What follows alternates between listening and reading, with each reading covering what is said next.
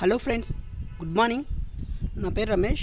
Friends, మనం ఈరోజు discuss చేయబోయే టాపిక్ ఏంటంటే ఇండియన్ ఎయిర్ ఫోర్స్ AFCAT అండి. So air force common admission test AFCAT అంటాం దీన్ని. సో దీంట్లో మనకి flying branch, ground duty, NCC special entry, meteorology entry, so ఈ విధంగా బ్రాంచులు ఉన్నాయి. దీంట్లో మనకి కమెన్సింగ్ వచ్చేసి మనకి జూలై 2021 స్టార్ట్ అవుతుందండి. సో సెలెక్ట్ అయిన వాళ్ళకి. అదేవిధంగా admission date for submission of online application June 15, అంటే ఈ రోజు నుంచి మొదలవుతుంది అప్లికేషను. సో జూలై 14న క్లోజ్ అవుతుంది. సో మనకి దీంట్లో వెబ్సైట్ వచ్చేసి మనకి careerindianairforce.cdac.in ఈ వెబ్సైట్ ద్వారా, లేదా afcat.cdac.in ఈ వెబ్సైట్ ద్వారా కూడా అప్లై చేసుకోవడానికి అవకాశం ఉంది. ఇక ఇండియన్ సిటిజన్ ఎవరైనా అప్లై చేసుకోవచ్చండి. పురుషులు కావచ్చు లేదా స్త్రీలు కావచ్చు, ఎవరైనా అప్లై చేసుకోవచ్చు ఈ జాబ్స్కి. అదేవిధంగా online AFCAT examination will be conducted on 19 September 20 and 20 September 20. So online exam వచ్చేసి మనకి సెప్టెంబర్ 19 మరియు సెప్టెంబర్ 20, 2020 కండక్ట్ చేస్తామని ఇచ్చారనమాట. సో ఇంకా మిగతా డీటెయిల్స్ చూస్తాము. AFCAT ఎంట్రీలో మనకి flying branch, ground duty technical branch, ground duty non technical branch అనేవి ఉంటాయి. సో AFCAT ఫ్లయింగ్ బ్రాంచ్కి వచ్చేసి మనకి పోస్టులు 74 పోస్టులు ఉన్నాయండి SSCలో. అదేవిధంగా ground duty technical branch aeronautical engineer, so PC 40, SSC 26. అదేవిధంగా aeronautical engineer mechanical PC 23, SSC 16 పోస్టులు ఉన్నాయి. గ్రౌండ్ డ్యూటీ నాన్ టెక్నికల్ చూసినట్లయితే మనకి అడ్మినిస్ట్రేషన్ అండ్ ఎడ్యుకేషన్, అడ్మినిస్ట్రేషన్ వచ్చి PC 23, SSC 16. ఎడ్యుకేషన్ PCకి 8 పోస్టులు, SSCకి 8 పోస్టులు. ఇక NCC special entry flying branch 10% seats out of CDSC vacancies for PC and 10% seats out of AFCAT vacancies for SSC. So మనకి ఉన్న సీట్లలో మనకి 10% NCC వాళ్ళకి కేటాయిస్తారని చెప్పారనమాట. ఇక మెట్రాలజీ ఎంట్రీ, సో ఇది గ్రౌండ్ డ్యూటీ నాన్ టెక్నికల్ అండి. PCకి 10 పోస్టులు ఉన్నాయి, SSCకి 12 పోస్టులు ఉన్నాయి. Type of commission, so PC అంటే ఏంటి, మనకి SSC అంటే ఇప్పుడు చూద్దాం. PC అంటే permanent commission. Candidates joining as PC officers would continue to serve till the age of superannuation in their respective branches as per their rank. So దీంట్లో మనము చిన్న స్థాయి నుంచి పెద్ద స్థాయి వరకు వెళ్ళడానికి ఇది అవకాశం ఉంటుంది. సో దీంట్లో ఎటువంటి జాబ్స్ అనేది తీసేయడం అనేది ఉండదట. ఓకే, చిన్న క్యాడర్ నుంచి పెద్ద క్యాడర్ వరకు అవకాశం ఉంటుంది. అదేవిధంగా short service commission for men and women. So the engagement period of flying branch SSC officers as is 14 years from the date of commencing. So flying బ్రాంచ్కి అప్లై చేసిన వాళ్ళు, అంటే ఫ్లయింగ్ బ్రాంచ్ జాబ్ చేసేవాళ్ళు 14 సంవత్సరాలకు మించి జాబ్ చేయడానికి అవకాశం లేదు. సో అదేవిధంగా the initial tenure of ground duty technical and non technical officers would be a period of 10 years. ఇంకా గ్రౌండ్ డ్యూటీలో జాయిన్ అయింటారు కదా, వాళ్ళకు 10 సంవత్సరాలు మాత్రమే జాబ్ చేయాల్సి ఉంటుంది. అదేవిధంగా extension of 4 years may be granted subject to service requirements, availability of vacancies, willingness, suitability and merit. So ఈ 10 సంవత్సరాల తర్వాత ఒకవేళ ఖాళీలు ఉండి లేదా అవకాశాలు ఉంటే మనకి మళ్ళీ 4 సంవత్సరాలు ఈ జాబ్లో పొడిగించేదానికి అవకాశం ఉంది. ఓకే, సో మ్యాక్సిమం PC ఆఫీసర్స్కే మనకు అప్లై చేసుకుంటే బెటర్, పర్మనెంట్ జాబ్స్ అని చెప్పొచ్చు. ఇవి చూడండి 10 సంవత్సరాలు లేకుంటే 14 సంవత్సరాలు ఉంటుంది. సో దీన్ని బట్టి మనం అప్లికేషన్ మొత్తం చూసుకొని అప్లై చేయాలి. ఇక నేషనాలిటీ ఇండియన్ సిటిజన్ ఎవరైనా అప్లై చేసుకోవచ్చండి. ఇక ఏజ్ విషయం చూసినట్లయితే మనకి ఫ్లయింగ్ బ్రాంచ్ దీంట్లో మనకి 20 నుంచి 24 సంవత్సరాలు ఉండాలి. జూలై 1, 2021కి 20 సంవత్సరాలు పూర్తయి ఉండాలన్నమాట. జూలై 2, 1997 నుంచి జూలై 1, 2001. సో ఈ డేట్ల మధ్యలో పుట్టిన వాళ్ళు ఎవరైనా అప్లై చేసుకోవచ్చు ఈ ఫ్లయింగ్ బ్రాంచ్కి. ఇక ground duty technical and non technical బ్రాంచ్కి 20 నుంచి 26 సంవత్సరాలు ఉండాలి. అంటే జూలై 1, 2021కి 20 సంవత్సరాలు పూర్తయి ఉండాలి. జూలై 2, 1995 నుంచి జూలై 1, 2001 మధ్య పుట్టి ఉండాలి. అదేవిధంగా marital status, candidates below 25 years of age must be unmarried. So 25 సంవత్సరాల లోపల వాళ్ళు ఎవరైనా సరే అన్మ్యారీడ్ పీపుల్ మాత్రమే అప్లై చేసుకోవాలని చెప్పి ఇక్కడ ఇచ్చాడు క్లియర్గా. ఇక ఎడ్యుకేషన్ క్వాలిఫికేషన్ చూసినట్లయితే మనకి flying branch candidate should have mandatorily passed with a minimum of 50% marks in maths and physics at 10+2 level and graduation with minimum 3 years degree course in any discipline from recognized university with minimum 60% of marks equivalent. So flying బ్రాంచ్కి apply చేసే వాళ్ళకు ఇంటర్లో MPC group ఉంటూ 50% కంపల్సరీగా ఉండాలి. అంటే maths ఫిజిక్స్లో 50% ఉండాలి. మరియు డిగ్రీలో ఏ గ్రూప్ అయినా పర్వాలేదు 60% తప్పనిసరిగా చేసి ఉండాలన్నమాట. ఇక నెక్స్ట్ బీఈ బీటెక్. సో వీళ్ళు కూడా 60% కంప్లీట్ అయి ఉండాలి. వీళ్ళైనా చేసుకోవచ్చు లేదా candidates who have cleared section A and B examination of associate membership on institution of engineering. So వీళ్ళు ఈ కోర్స్ చేసిన వాళ్ళు కూడా 60% ఉంటే ఎవరైనా అప్లై చేసుకోవచ్చు. ఓకే, ఫ్లయింగ్ బ్రాంచ్కి చూడాలి, మళ్ళీ ఒకసారి చెప్తున్నాను. ఇంటర్లో 50% విత్ మ్యాథ్స్ ఫిజిక్స్ ఉండాలి, plus degree any group with 60%, లేదా బీఈ బీటెక్ 60%, లేదా associate membership of Indian engineers దీంట్లో 60% అయినా ఉన్నవాళ్ళు ఫ్లయింగ్ బ్రాంచ్కి అప్లై చేసుకోవచ్చు. ఇక గ్రౌండ్ డ్యూటీ టెక్నికల్ బ్రాంచ్ చూద్దాము. Aeronautical engineer. So BE BTech వాళ్ళండి ఇది. సో 50% ఉండాలని చెప్పేసి ఇంటర్మీడియట్లో ఉండాలి. అదేవిధంగా బీఈ బీటెక్ కంప్లీట్ అయి ఉండాలి. దీంట్లో ఇంకా కోర్సులు ఉన్నాయి, కమ్యూనికేషన్ ఇంజనీరింగ్ టెక్నాలజీ, ఈ విధంగా కోర్సులు ఉన్నాయి కదా. మీరు ఏది సూటబుల్ ఉంటే ఆ సూటబుల్ కోర్సు ఉందనుకోండి, సో అప్లై చేసేసుకోండి. Next aeronautical engineering mechanical branch. Candidates with minimum of 50% in inter level. So ఇంటర్లో మ్యాథ్స్ ఫిజిక్స్ 50% ఉండాలి, మరియు minimum of 4 years degree. So BE BTech మరియు post graduation qualification in engineering technology. So PG కూడా ఉండే 60% complete అయి ఉండాలని చెప్పాడు. So దాంతోపాటు ఇక్కడ మనకి ఇంకొన్ని కోర్సులు ఇచ్చాడు. ఈ కోర్సులు కూడా చూసి జాగ్రత్తగా అప్లై చేసుకోండి. Next ground duty non technical branches. Administration. Passed 10+2 intermediate and graduation degree minimum 3 years degree course in any discipline with minimum 60% marks are equivalent. చూడండి, ఈ గ్రౌండ్ డ్యూటీ నాన్ టెక్నికల్ బ్రాంచ్కి అప్లై చేసే వాళ్ళకి అడ్మినిస్ట్రేషన్ డిపార్ట్మెంట్లో మనకు పోస్టులు వస్తాయన్నమాట. సో ఇంటర్మీడియట్ ఉండాలి, ప్లస్ డిగ్రీ ఉండాలి, ఎనీ డిసిప్లిన్ అనమాట. ఇంటర్మీడియట్ కావచ్చు, డిగ్రీ కావచ్చు, కాకపోతే 60% కంప్లీట్ అయి ఉండాలని చెప్పాడు. ఇక ఎడ్యుకేషన్ డిపార్ట్మెంట్ 10+2 అంటే intermediate plus PG 50% any discipline. So inter ఉండాలి, డిగ్రీ ఉండాలి, పీజీ ఉండాలి, వాళ్ళకి మాత్రమే ఎడ్యుకేషన్ డిపార్ట్మెంట్కి అప్లై చేసుకోవడానికి ఉంటుంది. ఇక metrology post graduate discipline any science and stream. So mathematics, statistics, geography, computer applications. So మెట్రాలజీకి అప్లై చేసేవాళ్ళు పీజీ కంపల్సరీగా సైన్స్ గ్రూప్ చేసి ఉండాలండి. అది కూడా 50% ఆఫ్ మార్క్స్ ఉండాలండి. ఓకే, వాళ్ళు మాత్రమే అప్లై చేసుకోవాలి. ఇక నెక్స్ట్ చూడండి, నోట్ ఇచ్చాడు ఒకటి. The seats are reserved for law qualified candidates in ground duty non technical branches and these candidates may be employed on legal duties of the IAF after commissioning. So law చేసిన వాళ్ళకు కూడా దీంట్లో అవకాశం ఉంది. వాళ్ళని వీళ్ళు కావాల్సిన చోట మేము తీసుకోవడం జరుగుతుందని చెప్పేసి ఇచ్చాడనమాట. ఇక ఫిజికల్ అండ్ మెడికల్ స్టాండర్డ్స్ దీని గురించి మళ్ళీ చూద్దాము. ఇక how to apply. Career Indian air force .cdac.in లేదా avcat.cdac.in దీని ద్వారా అప్లై చేయాలి. అప్లై చేసే ముందు మనకి సర్టిఫికేట్లు 10th class mark list, inter mark list, degree mark list, PG ఉంటే PG mark list, caste, Aadhaar card తప్పనిసరి అండి. ఇవన్నీ ఫోటో ఇవన్నీ తప్పనిసరిగా ఉండాలి. ఇంకొకటి అండి, ఆధార్ కార్డుకి ఫోన్ నెంబర్ లింక్ అయి ఉండాలని చెప్పేసి ఇక్కడ ఇచ్చారు. ఇక నెక్స్ట్ చూసినట్లయితే సో ఫ్రెండ్స్ దీంట్లో మనకి ముఖ్యమైన విషయాలు మాత్రమే డిస్కస్ చేద్దాం. Examination fee.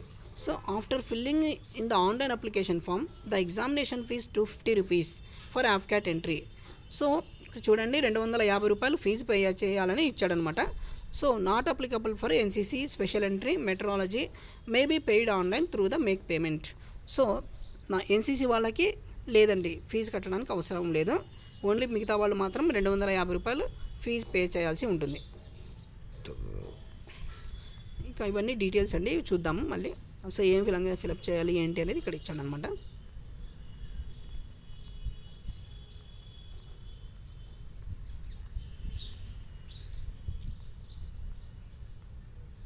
Okay, scheme of examination.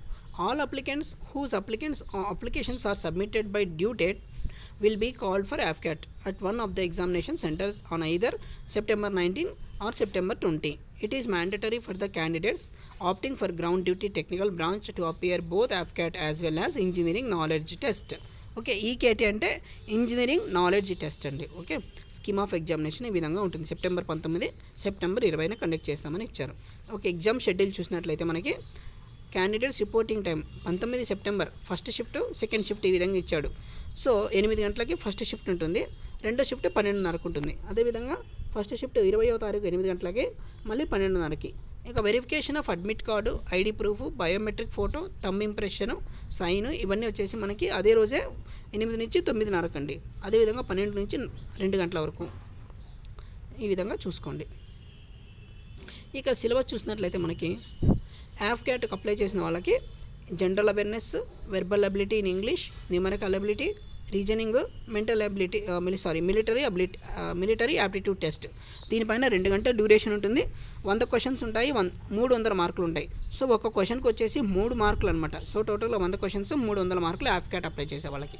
అదేవిధంగా EKT for candidates with one of the choice of technical branch, వీళ్ళకి mechanical, computer science, electrical and electronics. దీనిపైన 45 నిమిషాలు exam time. So number of questions 50 ఉంటాయి, 150 మార్కులకు ఉంటుందంటే ఒక క్వశ్చన్కి 3 మార్కులు కేటాయించడం జరిగింది. The online examination will consist of objective type questions and will be in English only. So ఇది ఎగ్జామ్ వచ్చేసి మనకి ఇంగ్లీష్ మీడియంలో మాత్రమే ఉంటుంది. సో మల్టిపుల్ చాయిస్ అని ఇచ్చారనమాట. ఇక marking scheme, 3 marks will be awarded for every correct answer. ప్రతి మార్కుకి ప్రతి క్వశ్చన్కి కరెక్ట్ అయిన ఆన్సర్కి 3 మార్కులు కేటాయిస్తారు. 1 mark will be deducted for every incorrect answer. So తప్పుగా రాసిన ఆన్సర్స్కి 1 మార్కు తీసేస్తామని చెప్పారు. No marks for unattempted questions. So మనం టచ్ చేయలేదనుకోండి క్వశ్చన్స్, దానికి మాత్రం ఎటువంటి మార్కులు తీసేయడం అనేది జరగదు. Questions will be based on the metric system of weightage and measure whether applicable. So ఎక్కువ వచ్చిన మార్కులను బట్టి వీళ్ళు కేటాయించడం జరుగుతుందని చెప్పాను అనమాట తీసుకునేటప్పుడు. ఇక్కడ చూడండి standard and syllabus of the examination. Syllabus చూసినట్లయితే మనకి ఇంగ్లీష్ పైన ఏమిస్తాడు. So comprehension, error detection, sentence completion, filling of correction word, so synonyms, antonyms, testing of vocabulary, idioms, phrases ఈ విధంగా. So general awareness, numerical ability, reasoning and military aptitude. Okay, next practice test. an online practice test AFCAT and EKT is available on the IAF website. So practice చేసుకునే వాళ్ళకి కూడా ఈ వెబ్సైట్లో పెట్టడం జరిగిందని చెప్పేసి ఇచ్చారు. Okay,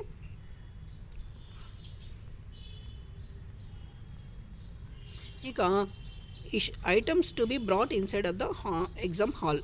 so the following items are to be carried to the exam centre.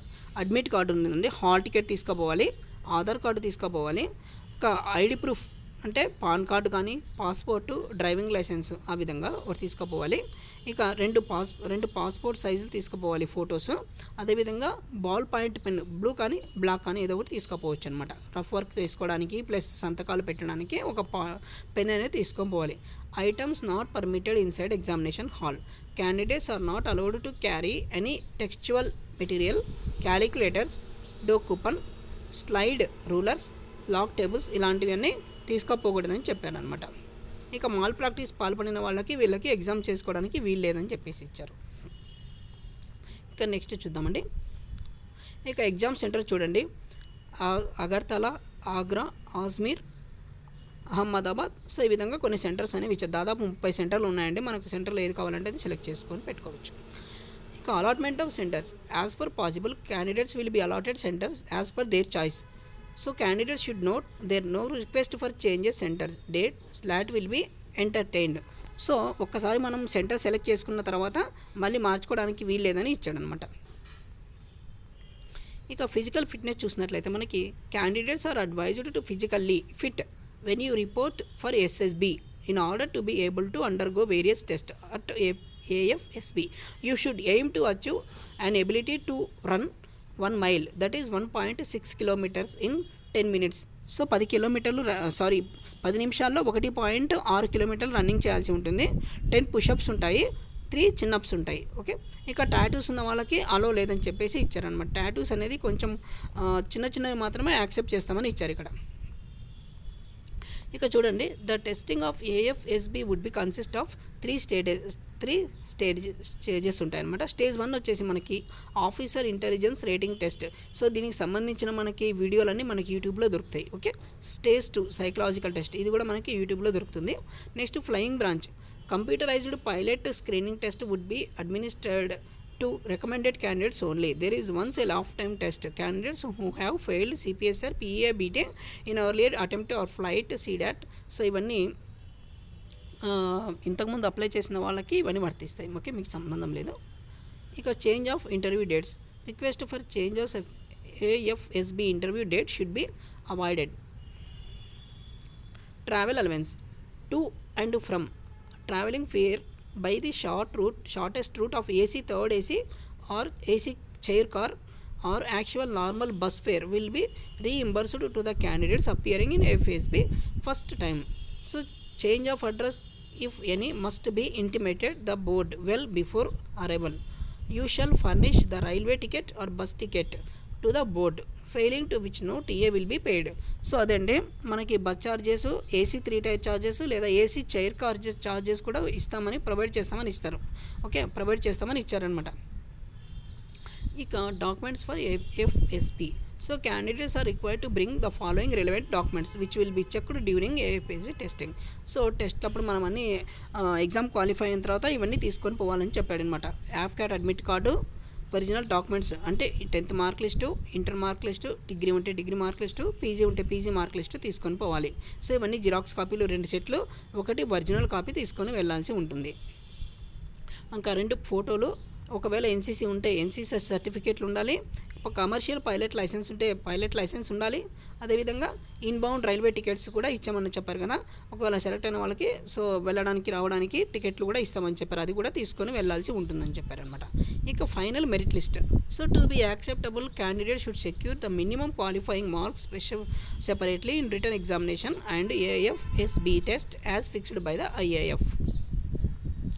Training. Candidates recommended by the AFSs and found medically fit and medical establishment are detailed for training strictly on the basis of merit and availability of vacancies on various branches and sub branches. Okay, next, date and duration of training. Training is scheduled to commence in the first week of July 21st. All are courses. So approximate duration of training for flying and ground duty branches is 74 weeks and that of ground duty non technical branches is 52 weeks in air force training establishments. So వీళ్ళకి air force centres ఉంటాయి కదా, select అయిన వాళ్ళకి so 74 వారాలు వచ్చేసి మనకి ground duty technical branch వాళ్ళకి training ఇస్తాము. అదేవిధంగా నాన్ టెక్నికల్ బ్రాంచ్ వాళ్ళకి 52 వారాలు ట్రైనింగ్ ఇవ్వడం జరుగుతుందని ఇచ్చాడు. ఇక ఫిజికల్ కండిషనింగ్ చూడండి, మనకి రన్నింగ్ వచ్చేసి 4 కిలోమీటర్స్ రన్నింగ్ 15 మినిట్స్ ఉండాలి, స్కిప్పింగ్ ఉంటుంది, పుషప్స్, సిటప్స్ మినిమం 20 ఉండాలి, అదేవిధంగా చిన్నప్స్ 8 చేయాలి, రోప్ క్లైంబింగ్ 3 నుంచి 4 మీటర్లు, స్విమ్మింగ్ 25 మీటర్లు చేయాల్సి ఉంటుంది. ఓకే, నెక్స్ట్ వచ్చేసి మనకి ఏదైనా డౌట్స్ ఉంటే ఈ నెంబర్ కాల్ చేయమని ఇచ్చారు ఇక్కడ, లేదా మెయిల్ పెట్టవచ్చు అని చెప్పేసి చెప్పారనమాట. ఓకేనండి, ఈ వీడియో కనుక నచ్చినట్లయితే లైక్ చేయండి, షేర్ చేయండి, సబ్స్క్రైబ్ చేయడం మర్చిపోవద్దు.